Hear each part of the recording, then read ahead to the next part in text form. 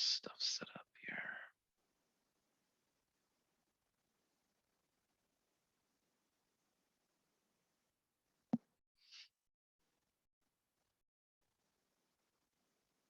Good afternoon, everyone. Give everyone some time to shuffle in.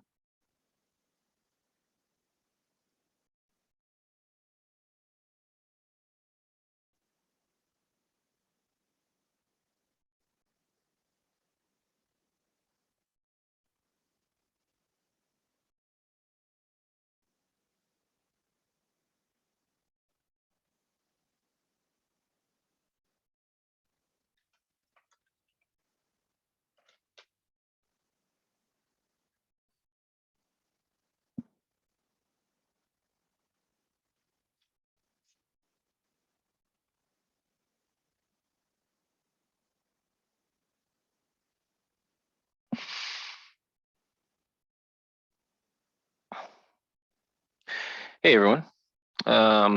Thanks for joining today. My name is Will Pedersen. I am in charge of customer experience here. We have a couple pre-submitted questions today. Let me get myself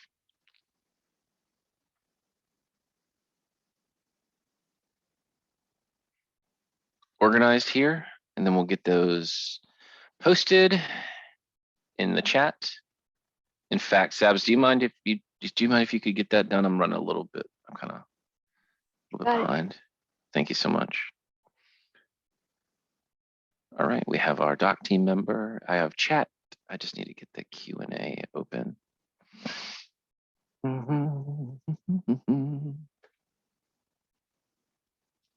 All right, so Chris, you have a question. I'm going to let you talk here. I think you asked it yesterday when I was supposed to join, but didn't join and didn't get the answer you're looking for. Hello? Hey, Chris. Oh, I can hear you. Can you hear me?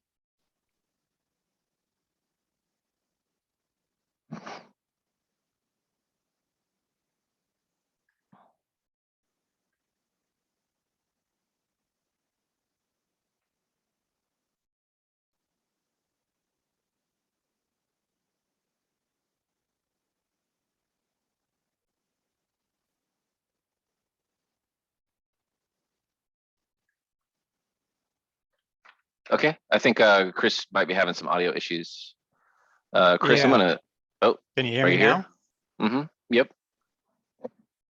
Yeah, that was kind of weird. I'm trying a new headset, and I thought that stuff was working better these days but then I suddenly remembered Zoom is what inspired me to quit using headsets. Anyway, I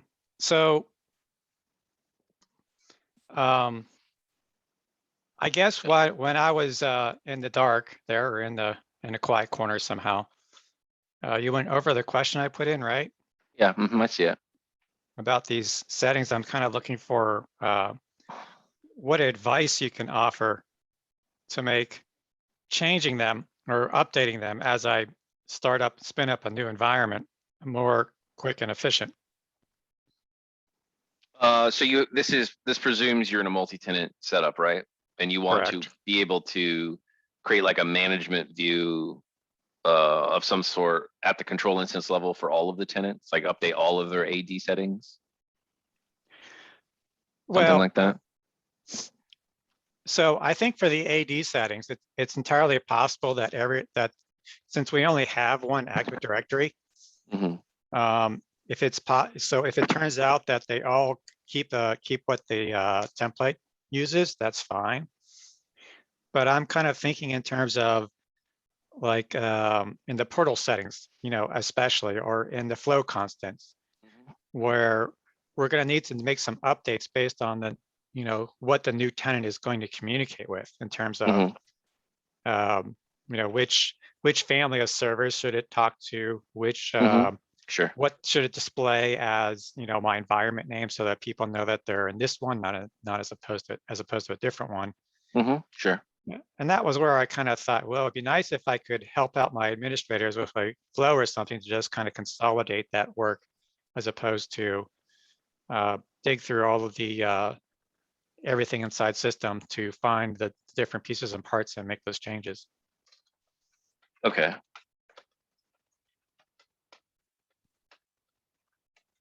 Yeah, I mean, you can. So let's take one like portal settings, right? You can access portal settings in a flow. I guess I create a space here. They're just an entity. Now, some of these things might be given their particulars, might be harder than others, but I think we can demonstrate the general principle here. Though I'm not sure how much this is advisable to do, but you can do it. So this is like a super MT admin. I'll just call it that. Like if I look at, I can create a flow here. In this flow, I could, nope, I could use a fetch entity step, and I should be able to search portal and find portal settings. So you could have a flow that takes in inputs, like a studio slogan or something, right? That's a string. Then you could do, let's just assume here, I'm just going to put placeholder steps. Let's assume I was going to do, I'm going to do some sort of update here. So I'm going to fetch, I know I only get one, so I could show path for one result. I'm going to get rid of these. Those would be considered errors, right? I could throw exceptions if I needed to on the multi-result paths. But here I could have a flow that I deploy as part of my initial tenant, like that it lives on all of my tenants. And then I could create like a REST library on the control instance to let me make calls to this flow. So I'd set up a name session on the tenant for each, I'd set up a name session for each tenant as some of the initial setup work. Theoretically, though, if you wanted to interact with the database, you could probably do that programmatically.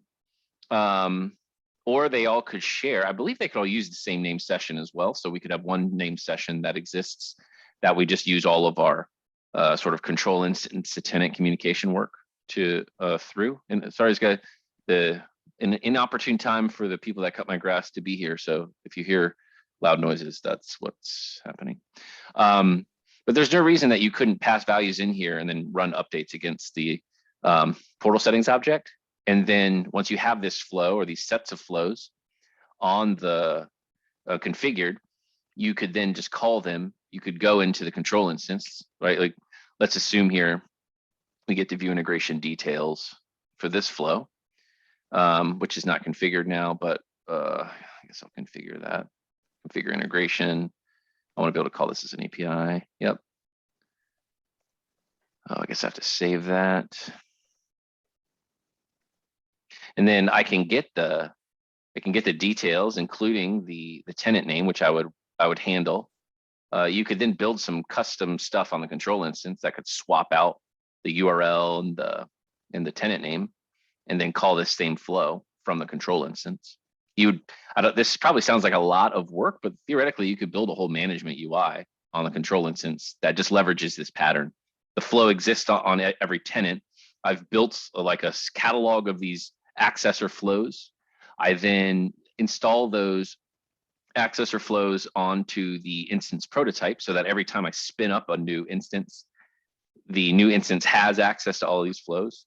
All those flows share the same ID, which means they share the same endpoint, as long as I can programmatically swap out the tenant name here, primary versus tenant one, tenant two. You can access these things in the control instance, directly. You can get lists of instance data, write reports. So you could have like a list of instance data. You can get instance names so that you could basically take this, build a REST integration, and now you can have a flow that can update. Like if we were to come back in here, of course, this is just going to be like me creating a external service, REST service. And then of course I can drop the URL in here and parameterize it as I need to. But now you have a fully configurable accessor flow with the ability to deploy that on startup to every tenant, and to and then to control those tenants from the control instance. I don't know that I can show you in more detail today the configuration of that on the control instance, but at a high level, that should work. So I think there is a so you showed me the entity for portal settings, and it looks like there's another entity for designer settings. There are. I think where I got stumped is I looked for, okay, could I interact with flow constants as an entity, and I couldn't find anything. Same with Correct. Active Directory settings, I could not find. Yep. Sure. But I'm hoping the Active Directory gets copied. The Active Directory settings will just be copied. And They could then be configured on the instance prototype and thus copied, yes. I think one of the reasons I was hoping to find more help with Active Directory, though, is that there is a need to update that setting on a recurring basis to add new groups to go get. And so I was hoping I'd be able to maybe program that as a flow that would kind of look at, oh, well, you got this over here. That means you need that over there. You can. It's just some of these you might have to go straight to the database for. So you have you have different patterns, right? So Right. if like you might have to write a query and then have a restart. Like some of these we don't give you direct access to. So Active Directory settings is your settings object as a whole. Now, this is just the settings object, but then we have Active Directory server registration. And I believe this one has like default groups. I can't show you, hold on, let me see if I can show you an example on our actual system. Yeah, I think one of the things that gave me a bit of pause with editing this record, even if I would go at it directly from an SQL point of view, is it looks like there are two lists of strings or something like that I kind of thought, well, I may or may not want to be fiddling with this because now that the formatting of what you're doing is really going to matter, right? Of course. But not everything gets exposed to the workflow engine, like flow constants. We just don't do that. We don't give you access to those. So some things you just can't get access to. And if those things don't have access, you have to go straight to the database. And then yes, you may not want to touch them because it might be a very particular format. But if you have the requirement that you need to be able to manage these things more easily, then that's kind of just where you're at. Like you are going to have to sort through that. But you can do it, right? It's just a question of should you and how easy is it to do? Yeah, I'm gun shy of digging into flow constants by way of the database. But the Active Directory settings is kind of one where maybe it just depends on, because what I'm trying to do is I believe it has a list of groups in the server registration. It does. And so I'm kind of looking at that list of groups and wondering, okay, so what is the, it looks like it has to be a delimited list of something, and that has to parallel something else that I thought I vaguely remember there's another field with it, what looks like to be a parallel thing. And I kind of thought to myself, this is a piece where some details may actually matter. Sure, it does, right? I mean, yes, that's totally true. Yeah, in Active Directory server registration, we give you default groups, selected org unit, selected groups. Yeah. Let me pull this over. I think I'm about to lose connection to restarting something, but this is Active Directory settings. So you can see we've got some org units. They've got a particular format with the OUs, and then they're comma separated. And I believe that the selected groups are the same. You'd have to spend time making sure you match the format exactly. There's no way around that. All right. But you can do it. And this pattern, if you just replace the pattern I was walking through of using fetch entities, is the same pattern, except now you might just be going straight to the database directly instead of going through the workflow engine here. The only difference being that you have to enforce a restart for that to work. Well, and I would also have to do some kind of query to apply an update command. Correct, yes. I think has to happen. Yeah, of course, yep. But yes, I mean, you can do this. So I think you would have flows that would be deployed, that would be installed to the instance prototype, thus deployed to every tenant. And then you would have logic on the control instance that would be able to call those flows and swap out tenant names in the URLs so that you could dynamically call tenant by tenant as needed from the control instance. Mm-hmm, mm-hmm. All right. Definitely doable. I've got a more crude idea in mind, actually. Recently discovered, hey, I can keep a document or a file inside. Looks like I could have that carry along with a deployment, which means I could carry a CSV listing of what are the settings by environment. And then maybe try and leverage that as a way of publishing such things.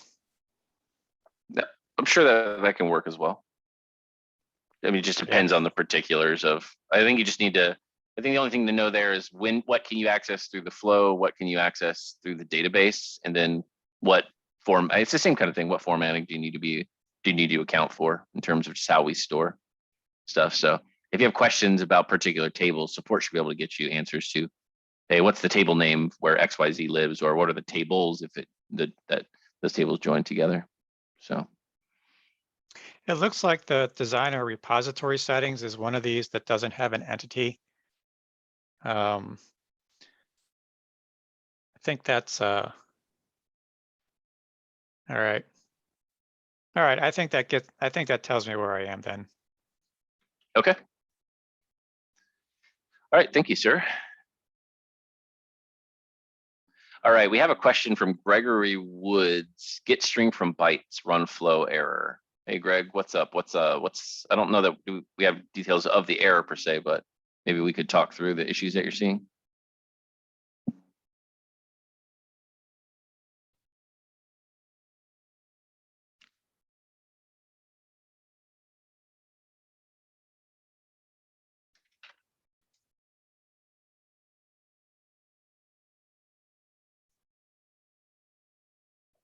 Hopefully that thing's not too loud. Let me see. Greg, are you able to hear us? Are you able to come off mute and talk to us about the issue that you're having?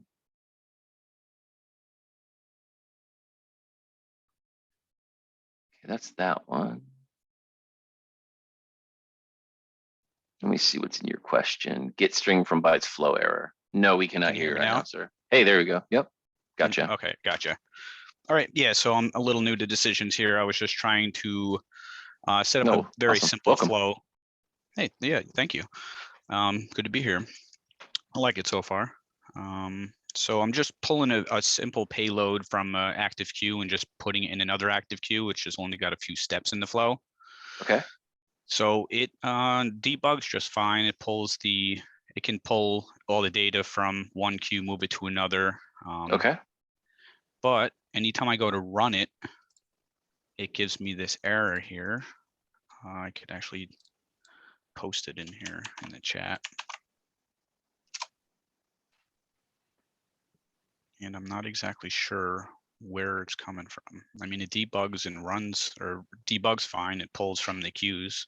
You're able to upload images into the chat. Do you think you could take a screenshot of the error and post it for us? Yeah, sure. Just paste it right into the chat. Mm-hmm. Gotcha. So you have a flow, you can debug that flow. If you go into the studio, right click and say run flow, it doesn't run? Yes, correct. Like, does it in it? Okay, so let's see. Once you get that screenshot pasted, let's see if we can't sort that out.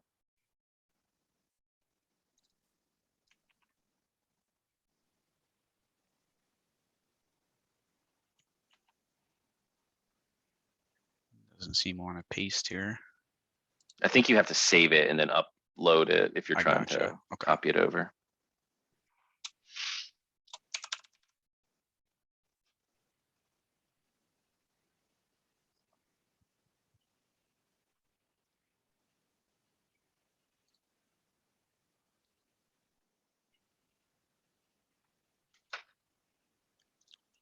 Where's the upload on it? Yeah, there's like a little file icon. It's like in the top right-hand corner. Top right-hand corner of the, or drag and drop. Jimmy's saying you can drag and drop. Thank you, Jimmy. Okay.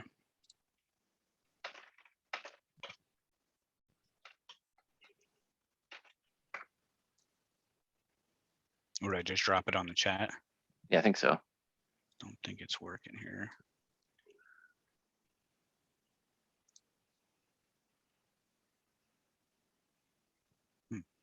Maybe we can promote people. We can promote and can we promote and demote panelists, Sabrina?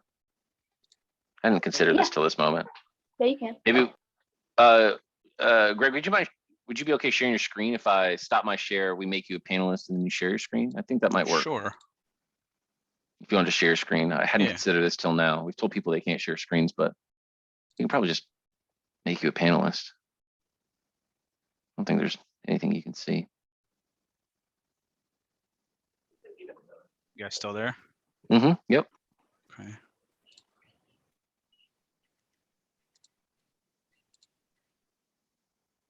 Can you see me? Can you see the Message payload. Can I see your I see that. I see your step here. Yep. Can I see your start step? Okay. Oh, you're actually trying to right click and run this thing? Oh, well, I was just going to here and then run flow. Okay. Can I see the flow? This is an actual like a message queue handler flow or something? Yes. Yep. Okay. I don't know that you can actually run those from here, honestly.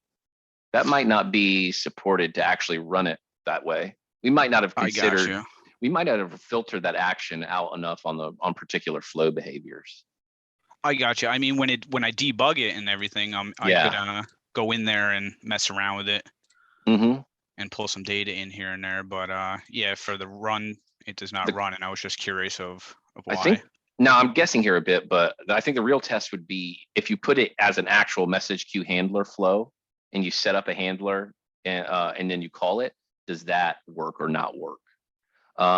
Yes, that works. Okay, then I bet like we it just seems like it's working perfectly, but just not that run thing. And so I was like, where does this error come from? So I started freaking out because maybe I don't want to hit this down the line. You know what I mean? No, try this for me. Close it. Close the designer and then go back into the designer folder. And then right click your flow and just say run. Try to run it from here. Just see if it fails the same way. Yeah. Yep. It's okay. I know it's happening here. So the debugger is actually presenting you with the opportunity to give yourself the file or the payload, right? Or the sample data is giving you that. But our run flow action is not handling the particular message queue handler behavior correctly. It doesn't know how to interpret that into a dialog that says upload file or upload pay, like upload, like it's really a byte array, right? So upload file. Yep. And then it's not prompting you with that property grid based dialog, and thus it's failing. So the reason it's failing is because you're passing a null byte array into GetStringFromBytes. And the reason you're getting that null is because it's not prompting you as it should, because our sort of auto property dialog generator thing is not handling message queue handler flows on a right click run behavior. So this is a straightforward product issue for us to fix. This is not something for you to be concerned about if you've gotten it to work in both debugging and you hook it up as a handler flow and it works correctly. So I would not be concerned about this, sir.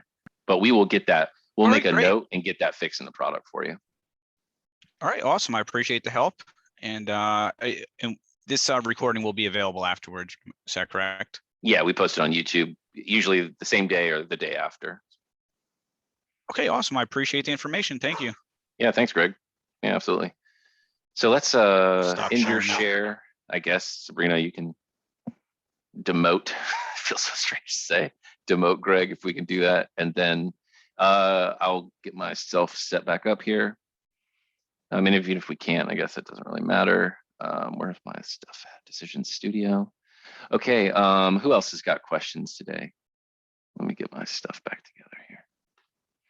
Again, as always, you guys can, he's been demoted. Sounds like we're punishing him, even though we're grateful that he asked a question. Okay, so as always, guys, you can ask us something in the chat or just use the raise hand feature. And we'll unmute you and then we can have a chat about what your particular question is. That's all of our pre-submitted questions for today.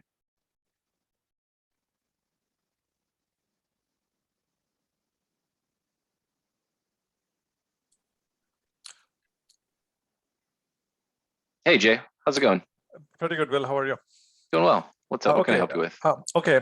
Yesterday we discussed, we discussed few topics, and one of the I'm just doing a follow-up to see if there is any answer for that, a request I made.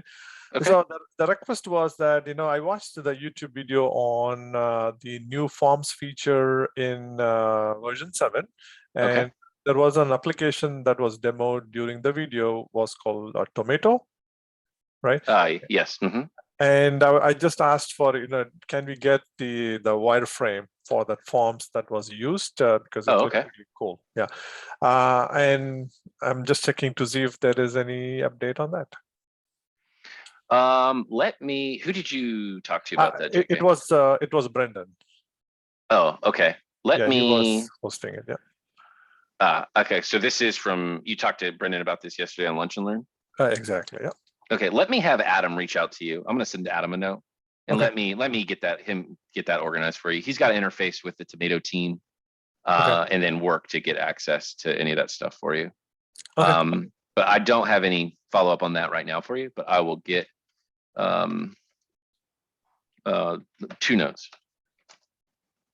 All right. Thank you. Yeah, you bet.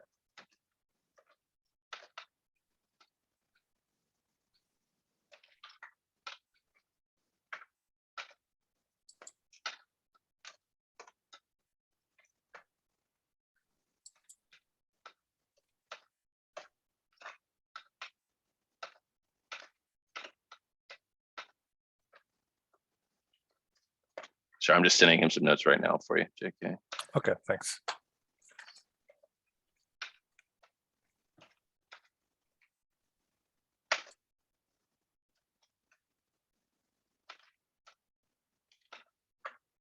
Okay, yeah, Adam should be reaching out. If you don't hear from him today, please let me know, and I'll make sure we get you a follow-up on that. Sounds good. Thank you. All right. Yeah, thank you, sir.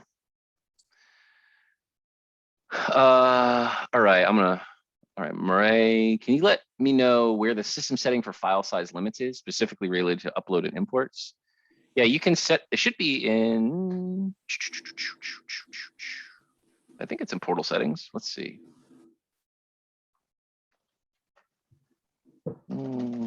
Okay, maybe it's in Designer Studio settings.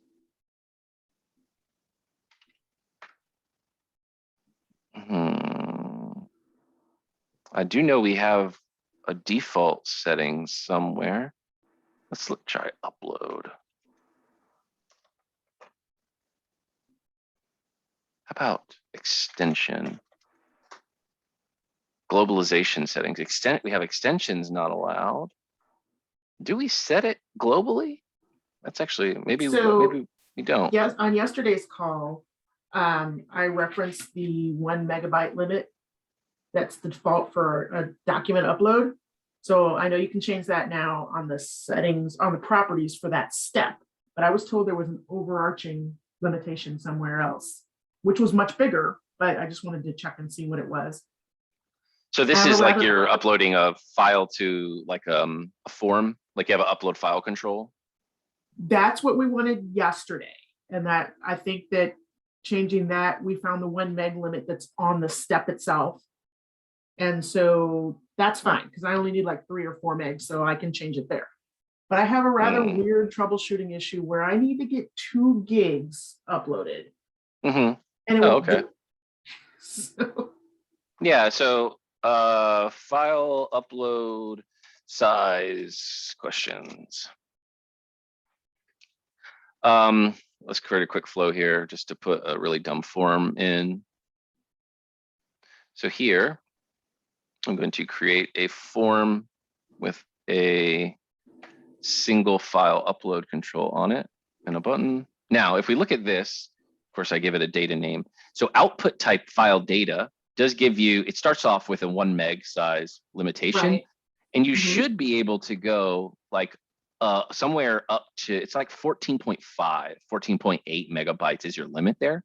Okay. So there is a cap, but I don't know, I don't think we set this globally. We set it at the control level on each form. But if you switch this from file data to file reference, there should be no max size. you should be able to upload any size now as a file reference, because this uses a different, like a different file upload pattern. And then all you have to do, if your flow is built to accept file data instead of file reference, that's okay, because what you'll get out of your form now, if you look at Data Explorer and I look at my file reference, it still gives me file data as an array. So if I need to pass this downstream, I can still access the file data. But file references are going to be better designed to handle larger data uploads. So I'd start there and see if that gets you around your issue. Okay. I effectively just need the file to live. So, we're hosted at Decisions, and I need it to live on the virtual machine at Decisions so that I can troubleshoot something. That's all I want. I don't really care. It doesn't even matter what, I just need the size to be that big. Doesn't matter what the contents are, doesn't matter anything else. I tried support. I'm having trouble convincing them that I just need a 2 gig file loaded to the server in a specific spot. So I tried zipping it up and then running an unzip. It looks like it will run, but then when I try and run it, it tells me there's nothing in the flow. Is it really just a one-time upload? Yeah, that's all I need.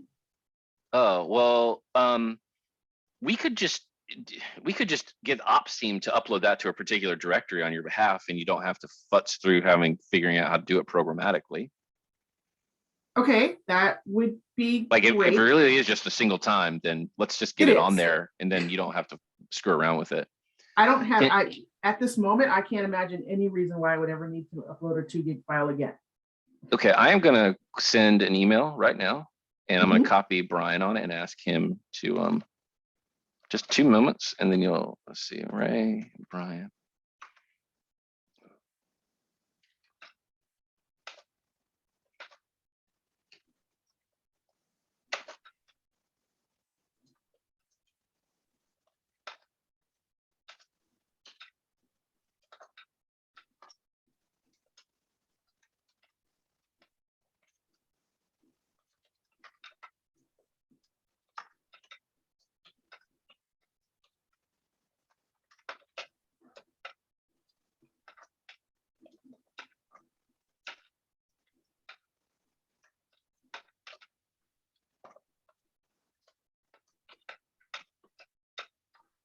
Okay, see that email, and then I'll just reach out to Brian directly and ask him to reach out to you and get that organized. We can just get that file from you and then have our ops team upload it onto your server. Wonderful.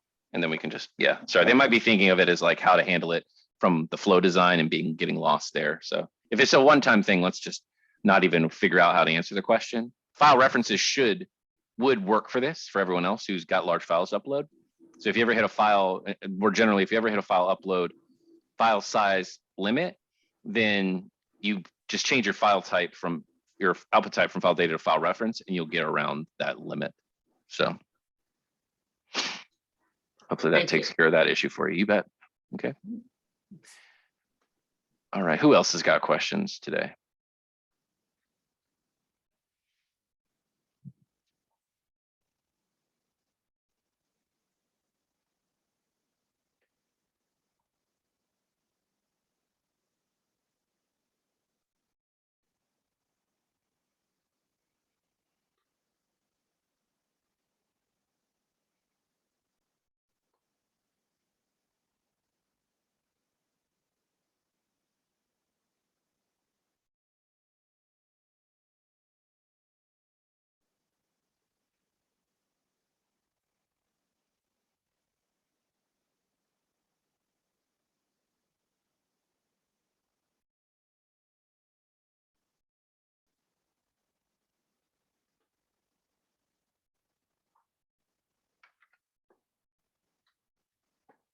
Hey, Chris, did you have a follow-up question or another question? I actually had a different question. Yeah, sure, go ahead. So a problem cropped up today, this morning actually. And the gist of the problem is that someone pasted an extended hyphen into a field, which we collect, we sent off, And then the receiving side kind of looked at the extended hyphen and kind of freaked out. So the quick and easy fix is there's this nifty step called strip non-ASCII characters from string. And that would pull out the extended hyphen. But I got to wondering, well, what if they're going to turn around and ask me, can you replace my extended hyphen with a normal hyphen? And that could kind of snowball into other characters from the extended set that maybe should be downgraded to ASCII characters. Is there an effective way, short of doing like a regression search or search and replace or some such thing for each character type, for each character, to do that kind of replacement? I mean, we have like character string replace steps. Let's see here. So I think you can replace one character with another character, right? yeah, correct. Theoretically, you could loop through a list. Like you could have some sort of list of characters, or I guess you'd have to have a data type. You have like, let me just see really quick. Replace tokens in text. That's static. Replace text. Replace tokens in text is a great step if you're just building up URLs or something static, because then you can just create like a string here with curly braces, and then you'll be able to interpolate, I guess, inside of that. That doesn't meet your need here, but replace with gives you to replace with, and then source. There's no reason to think that you couldn't have a flow. You could do something like this. Probably this is clever. Probably wouldn't work right, but this would be like text replace wrapper, right? And this is going to be to find, to replace. Yeah, I'm not sure I'd be that fancy about it.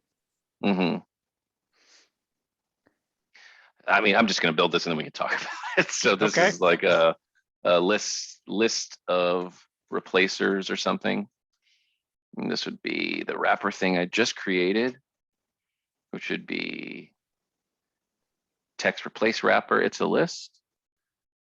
So theoretically, I could for each that list, and then I could replace text. Let's just assume for purposes of discussion, I have the text source here, which is a string. And then I pass out my text source as my updated text source. So I for each the list of replacers. And then for each replacer, I could say to find, to replace, then pass my text source in. Something like this could probably, I'm sure there's lots of reason. You could like, I guess if we do this, so list of replacers, we'll add one. To find would be backslash, 2 backslashes, and we'll replace with a single. And then let's just save a unit test here. And the text source would be welcome home. If we run this, if I'm right, the output data, I need to change value of text source. Let's try that. Run. Oh, that didn't work. Output. It's just, is it because it's just a string? Change value text source. This takes in text source. That should work. Maybe the debugger is just lying to me.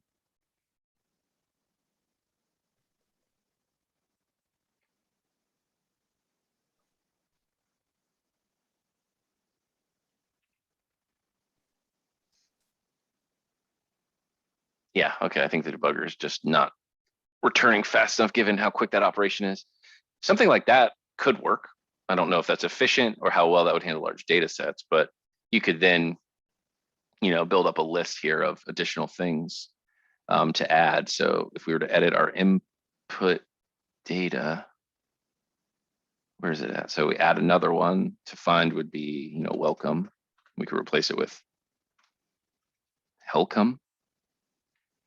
Save that and run. It should be Helcome \home. So like a little sort of dynamic string replacer. I see where you're going with that. I don't know. I don't know if how well this would handle things, but this you could, obviously you can build this. This could work. Sure. I mean, that would definitely, some variation of that would be perhaps preferred to just having a long sequence of replace text steps. Yes, for sure. Yeah, because this would be more graceful, because then you could, these could even be entities in a folder. Like if we get into some data-driven design thing and you want to open up the folder for your customer, your end users to be able to manage the replacement strings automatically. And then we can start getting into some really nifty stuff where, from a data-driven design perspective, where you have like a dashboard full of these replacer entities, and then they can add them, and then they feed text in, and it fetches the whole list of all those entities, and then finds matches on the replacer, the find value, and then replaces it with the replace value. And then as they find new sort of edge cases or something, they go to a dashboard and they add those to the folder. And then the workflow just picks them up every time it runs. That could be really neat and falls in line with what we are starting to call this data-driven design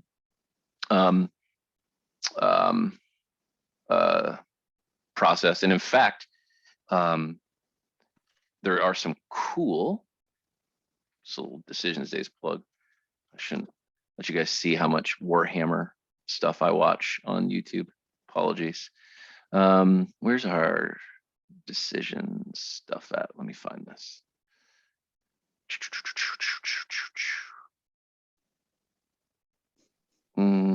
Decisions.com. Where is it? There it is. Decisions.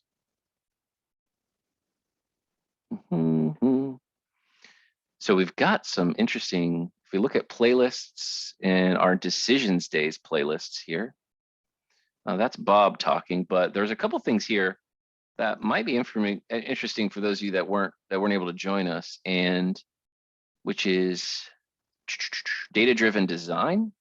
I'm just going to toss this link into the chat here. I'm not sure if anything I'm saying. This is a cool talk from Jason Drennan about some incredibly dynamic stuff that he's built for some of his customers. Really cool stuff.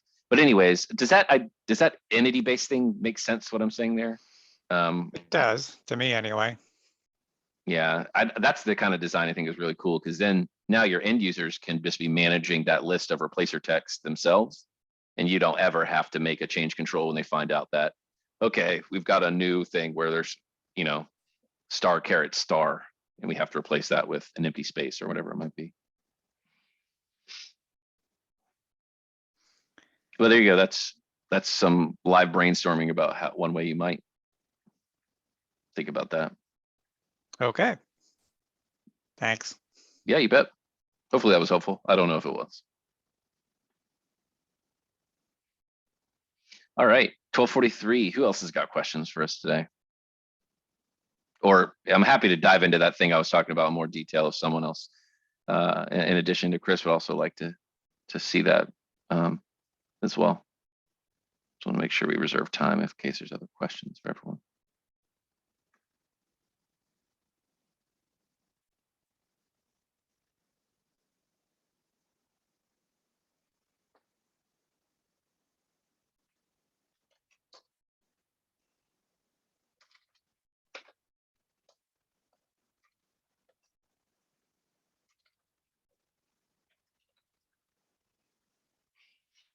Okay, is that everything for today then?